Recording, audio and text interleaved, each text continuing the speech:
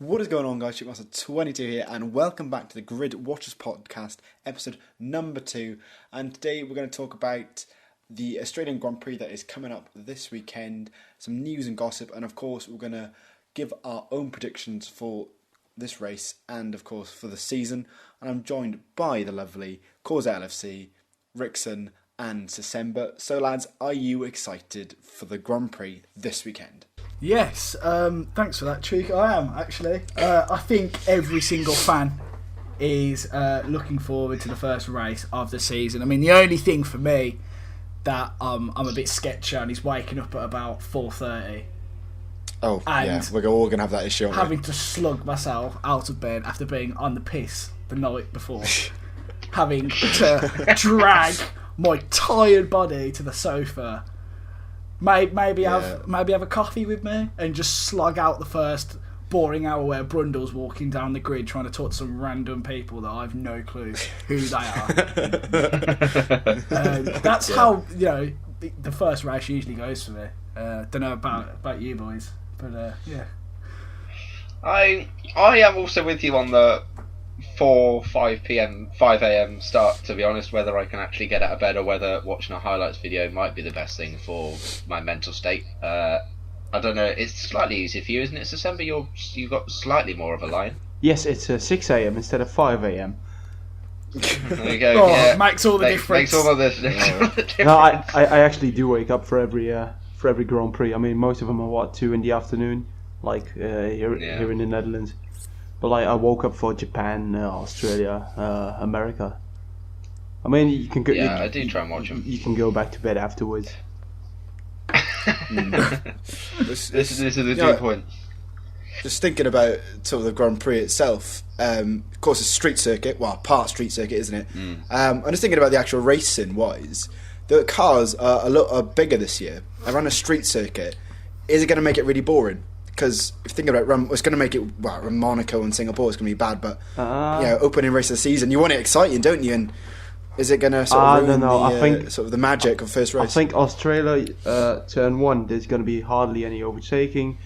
Then you got the 2 chicanes around the middle part, and then anyway, going from the chicanes are mostly like 90-degree corners, yeah. Then they're coming up to the line. I think if there is going to be some overtaking action, it's going to be in the first part, like the first sector. You could say that. It's one of the wider street circuits, isn't it? Like, of the kind of things, sort of Monaco, Singapore.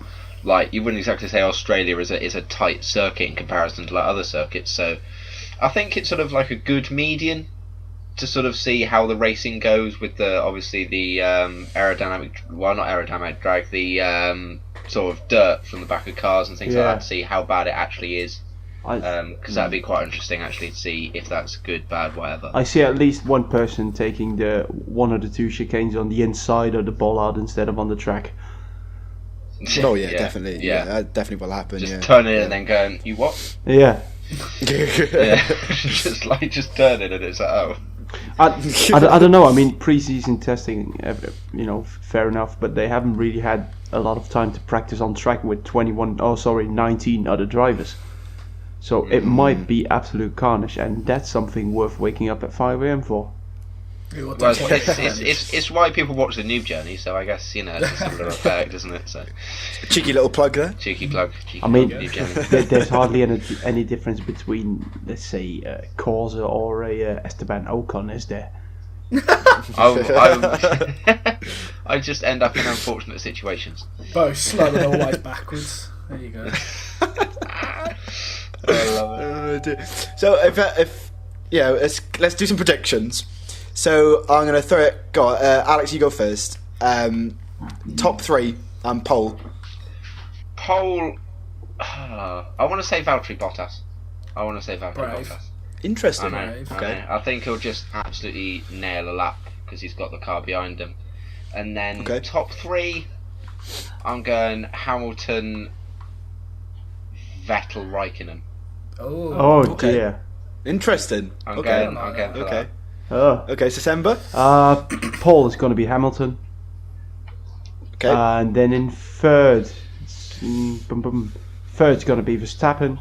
Second is going to be Hamilton, and third is going to be Ricciardo. He's just going to take that home win. Oh, home Grand Prix win. Jesus. Interesting. I wasn't expecting that, I'll tell you that.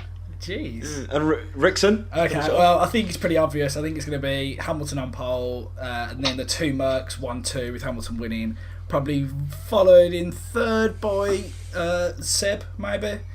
Okay. I don't see, from the testing, I don't see the Red Bulls being any quicker than the two prancing horses. So, I mean, in terms of, like, if we think throughout the whole season, I reckon it's going to be domination by Merc. I think Lewis and Bottas are just going to dominate the season. From pre-season, you can tell they're quick, very, very quick. And because it's the first year with the new engines, obviously we've seen it with the Honda engine. It's absolutely crap, and I think they're all looking for a Merc engine like now. It's like a week away from the first race of the season, and you've suddenly decided that you want to change your engine.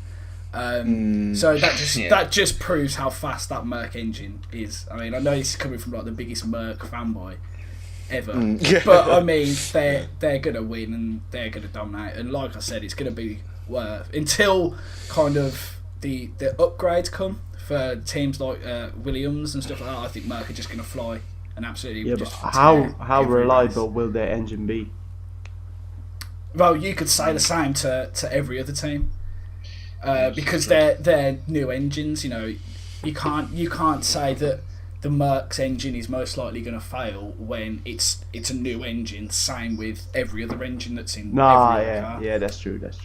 But, you know, but still, I don't know. I mean, Hamilton, we've discussed it on the previous episode as well. I mean, he is in a league of his own, but I just that's why I didn't even put Bottas in my top 3. I just don't think. I don't know. I mean. If he does get a podium, I mean, well done. I mean, he deserves it, but I just don't think he's going to be there next week or this weekend. That's fair enough. Okay. I'm going to be controversial here and say to win the race, Vettel. Ooh. Second, Raikkonen. Third, Ricciardo. And then...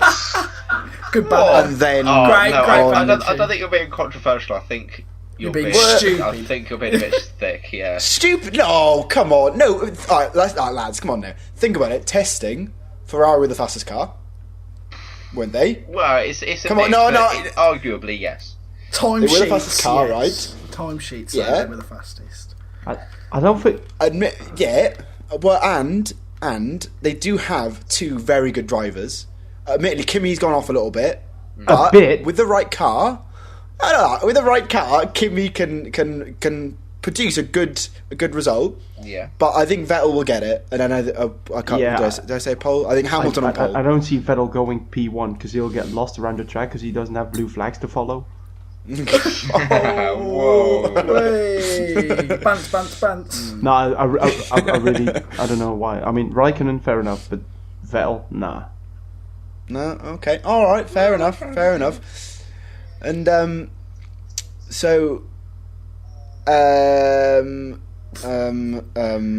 point, Chuke. Next point. I don't have to point that. you in the right place every time. Well, you know, if you had if you printed out your notepad thing that I did send you, Rickson, you could tell me. You know what? I'm gonna get it up right now. Mid-podcast. Tyres. Get it up. How about the tyres degradation? Like less pit stops. Bigger more... tyres. Bigger tyres. More speed. Yeah, more speed. But then we got that controversial thing of will there be less overtaken? Yes. More speed. That's all that matters. There'll be less strategy. More speed. They are making. Oh, that's it. Does that take away some of it? They are making take some of the magic away F1 a lot more attractive to American viewers, aren't they? Oh man, we want the cars to go faster, so we put bigger tires. It's not like Peter Griffin there. What wasn't the new Regs of Bernie thing? Because the whole chunkier tyres, wider car has been a thing for like a few years now. Yeah, so I don't think it's applying to Americans. I think it's applying to motorsport fans because they do just look better. They do. Yeah. So. Yeah, it's applying to everyone. Like these are the best looking cars since maybe 2009. Because I will say that Braun did look really sexy in 2009. Yeah. Yeah. Oh, no. Oh, I don't. Oh, the brawn looked horrible. The brawn It was, looked like someone. gorgeous. Okay, we forgot the paint. Right, what do we have in our bag? Oh, we got highlighters. Let's just paint it a little bit in yellow, and we'll sort it. That's all it is. I don't like the brawn. mean, The brawn is like That guys. We the might brawn like the is look that- of it, but of the new cars where we're like, yeah, they're the best they've ever been, but they might handle like absolute poo. We don't know. Yeah, true. I mean, obviously going Yeah, back to that's true. we kind of glazed over the street circuit point. I mean, they're big cars, and round tracks like Monaco, Yeah. real street circuits, you'll tell the difference. But I think round these first couple of races, they'll be fine. There's easily enough space for one car to get round turn one without having to hit anyone. Like, I'm sure. Too bad Germany's no longer on the corner. I mean, the hairpin, like 3 wide with a wider car. Yeah. Oh, think about how Imagine. in Monaco the hairpin there, they already have to go ridiculously slow, like, Yeah. and you've got a bigger car, like, They're just gonna slide against the wall I mean, every time. we didn't mention it last episode, but you know, where we're like, yeah, more downforce and faster speeds and this and that. But what about a sudden loss of downforce? I mean, now like they can correct them. No, I'm not going to say easily, but you know, you can maintain it. Yeah. But like now, if you've got the downforce. yeah, now if you lose like all grip, then it's going to be it's going to be hilarious. yeah, Yeah. basically Oh gonna be yeah. like flying. Yeah. we're going that fast. It's just like, The- go fucking start soaring like planes, man. I mean, we all remember Alonso's crash. It was at Australia, wasn't it? Yeah, Yeah, it was, yeah, into the heart. That was brutal. That was. Yeah, at about 20-30 miles an hour. Well, a little bit quicker, but yeah, I see your point. Yeah. So, next point. Sauber, 25 years in the sport. Do we give a shit? No. No. Why should we? They're awful. They've got no money. They've been clutching at straws for years now. Like, their glory days was when they had the bloody Chelsea logo on the front of their car. Yeah. Anybody remember that? The Chelsea crest. Yeah, I do. And, Yeah, and they had yeah, Perez, and yeah, they yeah. were like BMW Sauber. Those were the days. Now they've got some BMW blue and gold spec getting I back like marked blue by and Lewis gold. Hamilton 7 times a week, like 7 times a Grand Prix. They're just a team that's just there to help Vettel with blue flags. Like, that's it. That's all they're there for. There's no need for them. Why do you think Like, the cars now are that- blue? Blue cars, flags. Yeah. Sorry. They are a team that's just sort of there, but no one. It's like the person at the party that's sort of like, yeah, you're here, but do we really need you here? Why? Why are you here? What are you giving to this? They're That's like what- that. That's what Matt those said group about of, our drunks. first ever race in the noob journey, when some people were were overtaking back markers. You were like, this is basically overtaking moving bombs. That's basically what a manor and a Sauber is. Yeah. They're moving obstacles. Well, I Yeah, mean, they are. it Anything sounds can bad, but I mean, like, now that Manor's gone, I know it's sad. Like, they had good drivers and like Jules Bianchi and all of this malark, but like, they're just pointless. Like, they're like Yeah, no, they they're like are. the laughing. Like, they're just I just can't put into words how stupid it is having a team that's like ridiculously slow. Just drive Well, like. You can also you remember HRT, Marussia, and Oh, Caterham God. that joined the sport, Oh, and it was and like 3 Lotus. back markers just to make up the field, and they were just no one put any money into them. No one cared. They raced each other for like 15th place every race, and it was yeah. crap. But they didn't ever do anything. You can also hear it on like Sky Sports or any channel that broadcasts it. Like, right, pole position, we have Lewis Hamilton. No. They get all excited, and then 19 of 20 if you get Sauber. Right, yeah. Let's move on. Yeah, but Right, it's that's good. only because the Saubers are always there. Like, it's just. Yeah, they just have to. It's just I mean, there was a few races last season where the Manor, like with Pascal, they got some points, didn't they? Yeah. I can't remember what track it was at, but yeah. P10 around Monaco. Or, Austria. Austria, sorry. Austria. and yeah. they got some points. But in all honesty, I think it's the wrong team that's dropped out. Yeah. I think Yeah. Sauber. like I said, they've been clutching at straws for years and years now. Like they might as well just call it. I know, like it's fair enough. Like they're getting money here and there, and they beat Manor last season. I think just about. That's how they stayed. The last race. That's how they stayed in. But for me, like Manor has more. There's more about Manor. That's like there's more going for them than there is Sauber. Obviously now Manor aren't. Definitely. No point in us talking about them, but. They have been a big talking point though, like Manor leaving, like what was it meaning for all the money and stuff that's going through F1 and like how much it's got to change because we've now lost Manor. What it tells teams trying to join the sport is if you don't have a staple driver and you don't have a really good engine and you don't have millions and billions of pounds, you're not going to survive. It's just no point. You might as well give up before you've even started. That Manor engine wasn't that bad though. Yeah, the Mercedes engine. Yeah. It was a Merc engine. They were basically like the Merc B team. I reckon give it 2 or 3 years and they would have been. I mean, even a, like the Toro Rosso for Mercedes. Even a Red Bull couldn't keep up in a straight line with the Manor. No, they couldn't. But Alex, you say, oh yeah, give them 2 or 3 years. They've been in the sport for 5-6 years. They have. Why been haven't in the they? Yeah, they've been in the sport for so long. Why couldn't they do it? Because they only scored 2 points in like 5 or 6 years. They weren't. I don't know. They just couldn't get big sponsors and they couldn't get big money rolling in. They got the Mercedes engine, but I think by then it was almost a little bit too late to sort of salvage the ashes that were forming. Yeah, it's a good point. So this season, is it going to be a 3-horse race with Ferrari, Red Bull, and Merc, or are we just calling it a 2-horse race? Are Williams gonna come into it? You got Pastor Stroll in the Williams as well. Pastor Stroll. But you know, it's a good one. That's good pun there, wasn't it? So yeah, give up. It doesn't. That's not even an insult. So do we think it's a 3-horse race? Just give up. So do we think it's a 3-horse race, or are we counting it to 2? It depends how Red Bull progress with their R&D over the next maybe until Spain. If they can bring some like big upgrades to their aero, because their aero is like very little bits, but there isn't like big aero pieces that are showing like huge gains for them, which I think if they can develop some like big aero gains, which like Mercedes and stuff have, then I think they'll be in the fight. But if not, then I think it's going to be Ferrari and Mercedes. I've got a bit of a weird formation going on, like 2-horse race or 3-horse race. I think P1 to P4 is going to be mixed up like 2 teams, like let's say a 1-2 for Mercedes and 3 for Red Bull, yeah. And then P4 to P8 is going to be mixed up every time because you have the likes like Ferrari. Then normally you would say P4, P5 is for them. And then let's say 6 and 7 is for Force India, but we've all seen what Force India can do.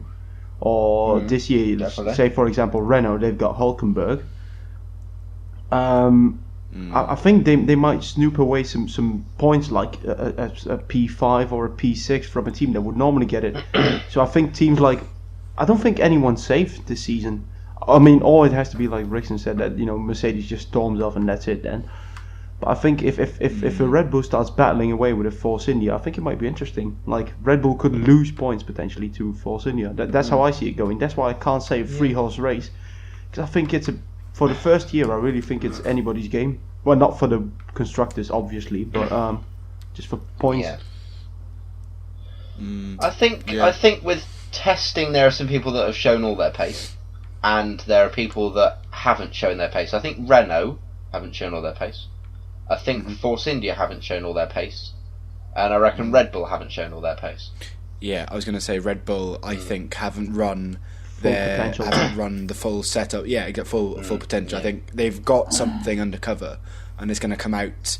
But then again, we don't. It could be the same about all the teams. We don't know what racing modes or how much fuel they had in the car. Yeah. Who knows really?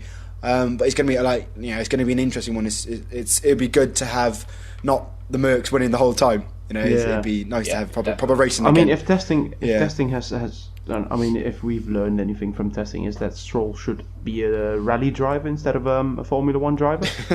Yeah, he's had his difficulties getting used to the new cars, hasn't he? Yeah, but it has proven the point that I made, like 30 seconds ago, that it could be anybody's race. Like for day one, like it was Sauber smashing the records, right? The day after it was another team, then it was Force India, then it was Renault, then it was Sauber again, then the Mercs came out and obliterated everyone. But you get the point. But it's like Rickson said, you don't know how much fuel they have, what setup, the only thing we knew was the tyres and the car, that's it. Yeah, the practice is showing us nothing. I think I've seen a few driver interviews which, all the drivers have been saying that although the cars could be pushed to their limit, will the drivers want to push them? And if the car's being pushed to their limit, like for like say 80% of the race, the last 20% of the drivers then could be suffering. Are we going to see drivers really struggling and losing pace, not because of the car, the tyres or anything, but because of them? Yeah, because they haven't pushed it that far or that long. Exactly. Yeah, but we called it, by the way, in our first podcast. We called it that McLaren would blow everything up. Because remember that I read, I don't remember what newspaper it was, that they had some troubles with Honda in Japan not wanting to fit the new engine parts. Like, what was it, a new computer plate or print plate? I can't remember. I can't remember. And then we said in the podcast, like, or they have to run at 80% all testing days, or run at 100% and risk blowing their shit up. Guess which one they've done? But it leaves them with no data for next week's race. It's true.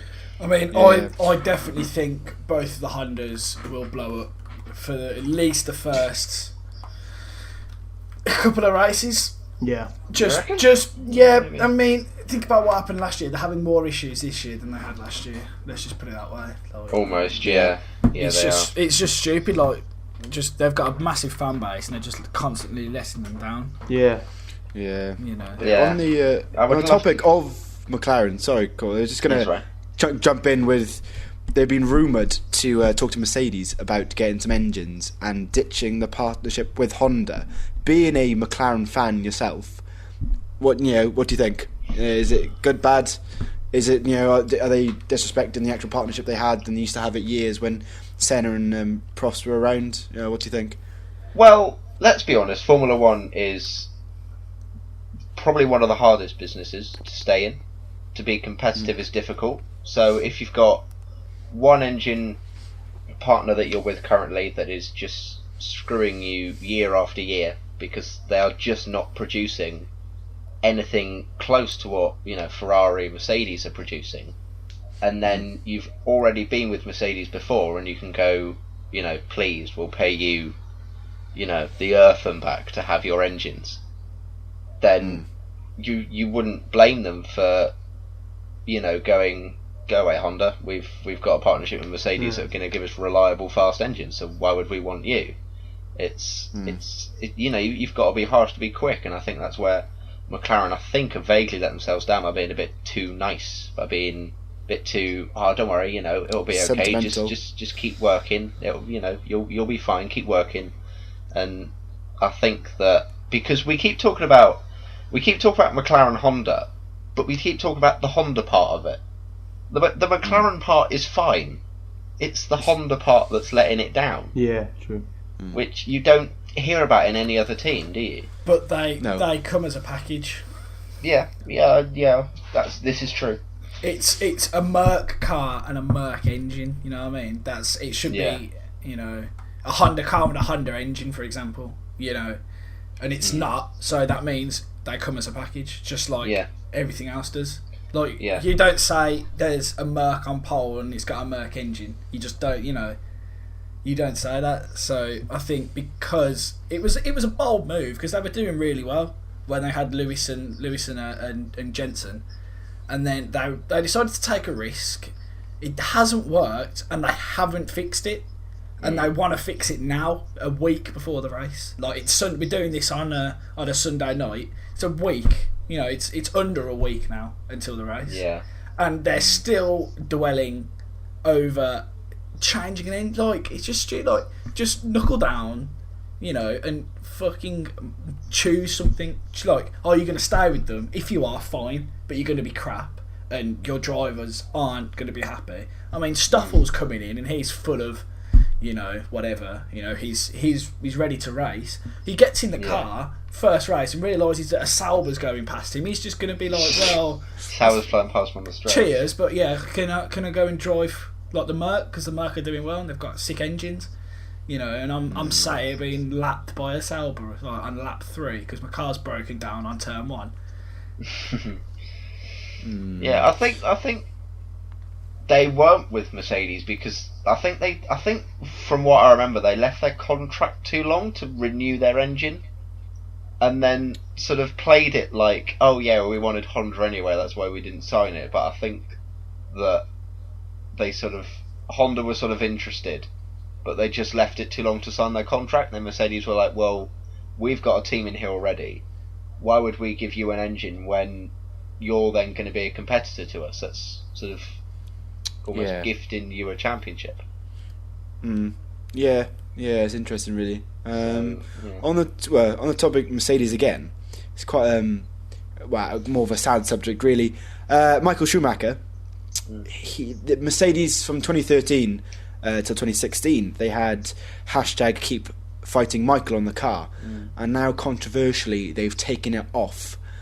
Do you think Mercedes should have kept it? Rickson, you're a Mercedes fan. Are they being disrespectful by taking it off? I mean, everybody knows how Michael is, and I think the more we make a big deal out of it, the worse the bad news is. You know what I mean? Like, I'm not fussed about whether they keep it on the car or not, as long as all of the fans know and the drivers know and the staff know that he's still fighting. Like, for me, it's just like having some words on the side of a car. You hardly see them because they're going past at 1,000,000 miles per hour. Like, nobody's gonna take a look and have a look at that. It's just a little bit of writing on the car. It's more about what people think, to me, anyway. I mean, yeah. I think another question you've then got to raise is about the whole keep fighting Michael. Why didn't Ferrari have it in? I think they had something similar, but I don't. I presume it must have been something.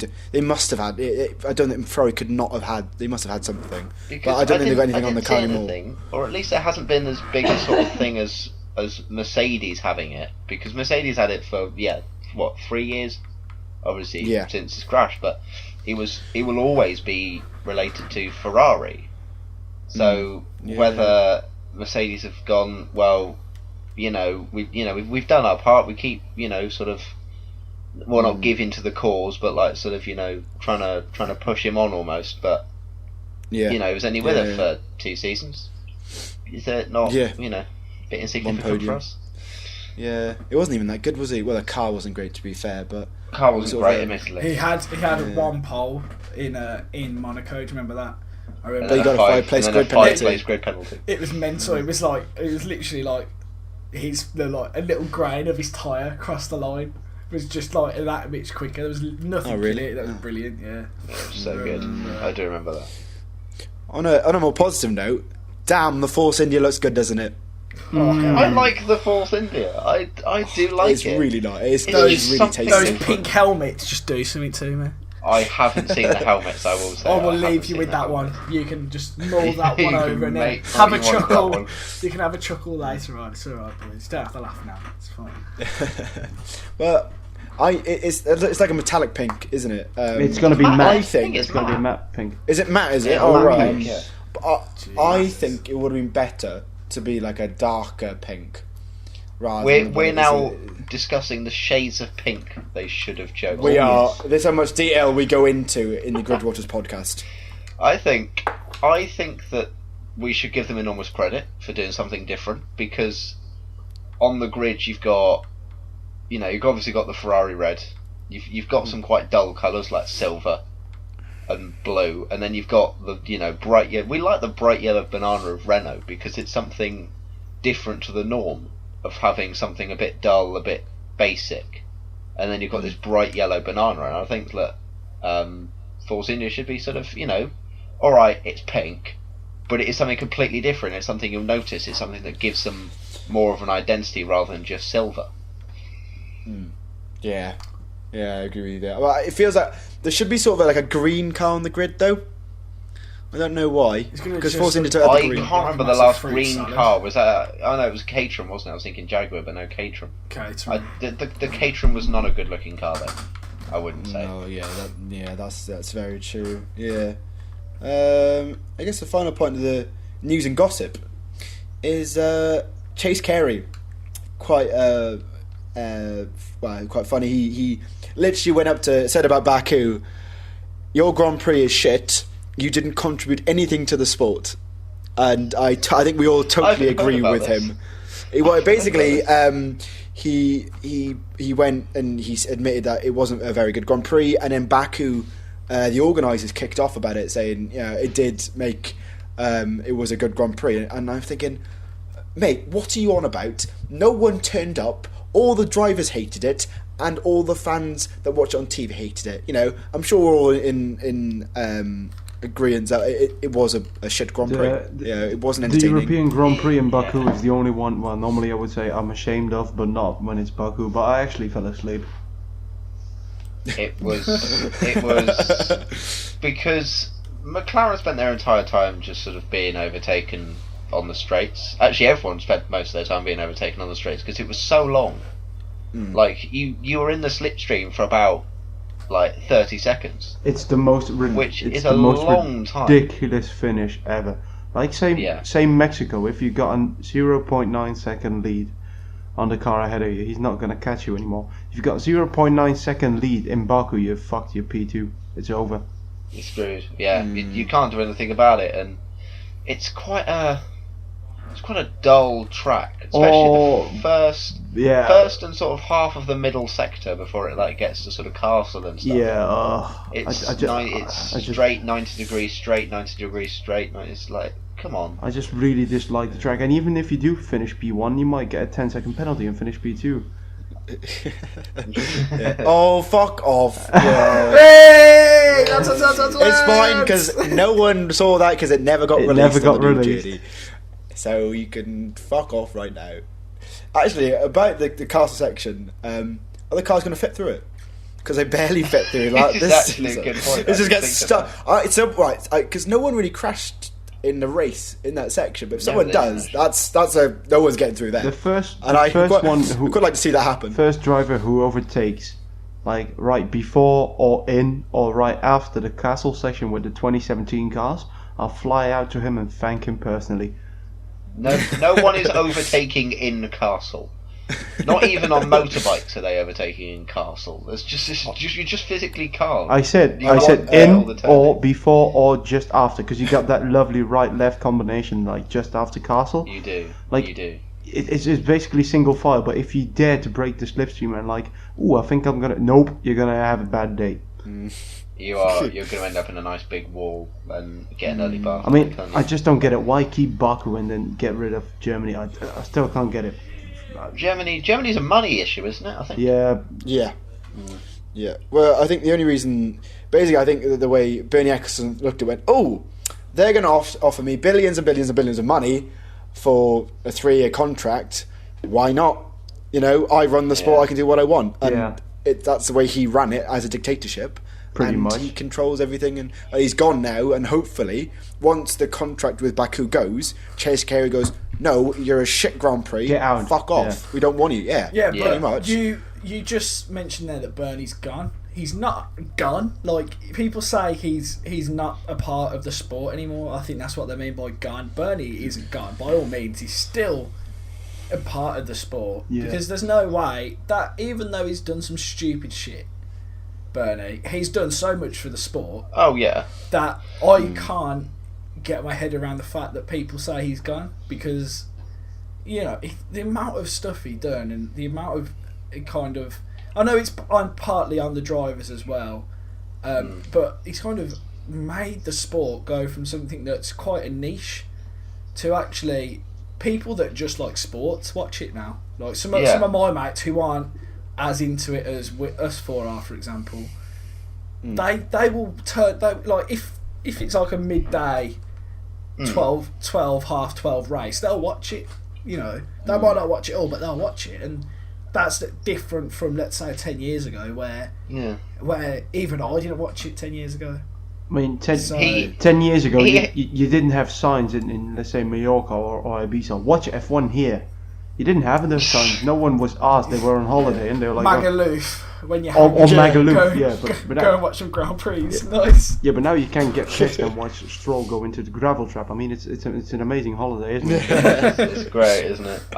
You got to give Bernie credit for launching the sport into a much more global audience. Yeah, but I don't know what he was thinking. If the TV was on, my nan would go, I don't know what he was thinking with Baku, and Valencia also springs to mind as being...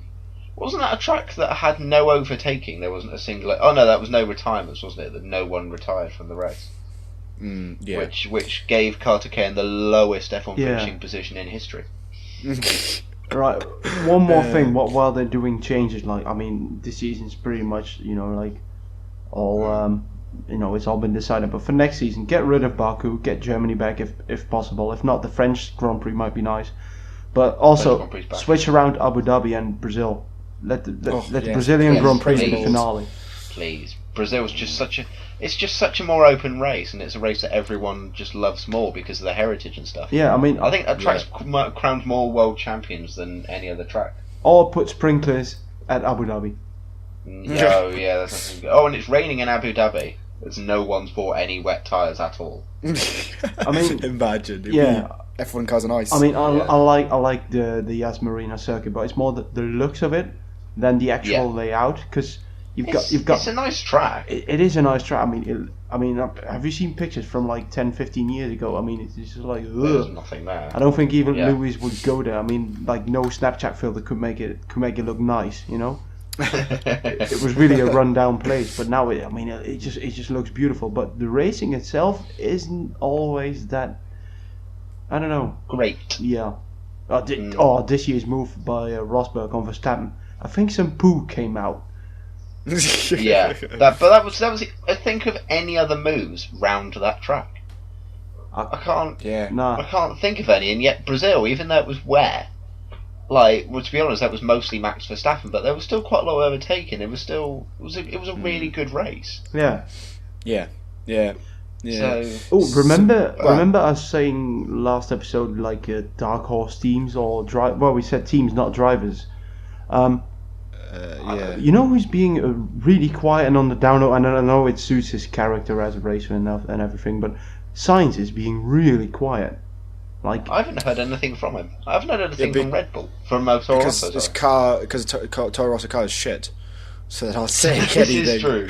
It's pretty much. I can't see that car doing very well at all. If Mercedes, or say last season, Mercedes or Verstappen joins Mercedes, let's say hypothetically, then I would have promoted Sainz without even thinking about it. Yeah, Sainz is immediately up there, isn't he? I have no idea what Fiat is still doing in a Formula 1 car. Give that seat to Gasly already, but he waited too long. But is he their reserve driver? Not anymore, is he? I don't know. I don't know where Gasly is, because Giovinazzi's for Ferrari. And Gasly's the because I thought Fiat was done and dusted for. Yeah, should be. So, he shouldn't be be there anymore. But let's just finishing off the podcast. Predictions for 2017. I'm going to throw it to Causa first. World champion and constructors. I think I think we're going to already. I think all of us are going to say something basically the same. Of you can't see Lewis Hamilton not beating Valtteri Bottas for the Drivers' Championship, and then you can't see Bottas and Hamilton completely ballsing it for Mercedes, because Mercedes are still quick. You know that they've got the consistency and everything just to win the constructors. I can't see anything else happening. Okay, all right, December. Right, controversy, but I'm going to try and keep all of you happy. Constructors is going to be Mercedes. Okay. Because they're going to get a lot of second and third, or third, fourth, and I mean, it's those points that count, like consistency. But I do think world champion is going to be Ricardo. Oh, wow. Jesus Oh, Christ. Jesus, wow. A Red Bull to another Red Bull fan, that's not happening just because I feel the car isn't good enough, you know? Yeah, it's not good enough at the moment. Again, but like we've said previously, we don't know how good the Red Bull is True. yet. So, Yeah. it's a difficult one. I don't think he's good enough to be world champion yet. Oh. I think the car's fine, but I don't think he's ready. I mean, don't think to be fair, he's good enough yet. With all due respect to Ricardo, if it doesn't happen in the next 2 years, it's over. Yeah, you're right. You reckon? Yeah. Yeah. But no, Rickson, I think it's going to be Ricardo, not Verstappen. Even though how much I want to say it's not this year. I mean, give him a few more years. He's got enough years left in the sport. He's got enough years in him. yeah. Rickson? I think it's you guys. I think everybody from the tone that I take in these podcasts. I think Hamilton's going to win it by a long, long way. I'd go as far to say 100 plus points. And I think Merc are going to win by a stupid amount. I feel like I can't see a Merc not making the podium every single race. I think they can do it. I think If Hamilton does win the championship with or it looks like he's going to win with 100 plus points, can we please release the hashtag Lewis out? Yeah, we'll go with that. I will definitely like not. I will not be jumping on that hashtag. I'll tell you that for sure. Got it. Chick, what do you think? I'm going to go, so Mercedes to win Constructors, but I'm going to go Vettel to win the World title. Oh, Okay. God. Okay. Go. You don't reckon Kimi's going to bag a second one then? No, Kimmy's past No, it. Kevin, but I know you guys were hating on me earlier, but that Ferrari, you can't deny, is a quick car. Yeah, it was quick. And it will get better and better as the season goes on. And Vettel, again, 4-time world champion. Admittedly, that wasn't a very, very OP Red Bull car, but if he's got the car and he can race, he's a good racer as well. So it's going to be, again, I know that's not going to be a very popular opinion, but I think he might do it. I mean, the Ferrari shout out, fair enough, but I just think that if you're going to mention a Ferrari, I would turn it the other way, like Raikkonen, rather than Vettel. Oh, really? Okay. Raikkonen was arguably better than Vettel in the last sort of 5-6 races of last season. But Vettel, around Mexico, he was being, like all rounded up like an 18-year-old schoolboy. Yeah. Like, keep you calm about it, Like, you don't see Hamilton spewing about on the team radio about Charlie Whiting. I mean, he just gets on with it, doesn't he? Yeah, I just think. I mean, obviously Vettel has proven that he can be world champion. But like you said, that was in a car where everything worked, good team chemistry. But now he's in a team with the worst strategy calls ever. Yeah, that is true. Yeah. I mean, Ferrari really have to fix that. I mean, if they fix their strategy calls, fair enough. You've got a contender for constructors. But all four of us agree that Mercedes is just going to walk away with constructors, aren't they? Yeah. I think they will walk it. It's frustrating because I'm a Red Bull fan, but from just going from testing, and that's I think what we're all doing, just going from what we've seen in testing and reliability and stuff, Red Bull haven't shown anything, so I don't want to predict something. Yeah. And, they could be amazing. We don't know, but from what taken from testing, they're not going to be. So it's annoying, but it's going to be a close one, I think, and it's going to be a good season. I think it'll definitely beat last season. The last couple of seasons really, because they've been a bit boring. Just Mercedes at the front the whole time. Yeah, definitely. Yeah. So I think that rounds off the second episode of the Grid Watchers podcast. But we will be back next week for a roundup of the Australian Grand Prix.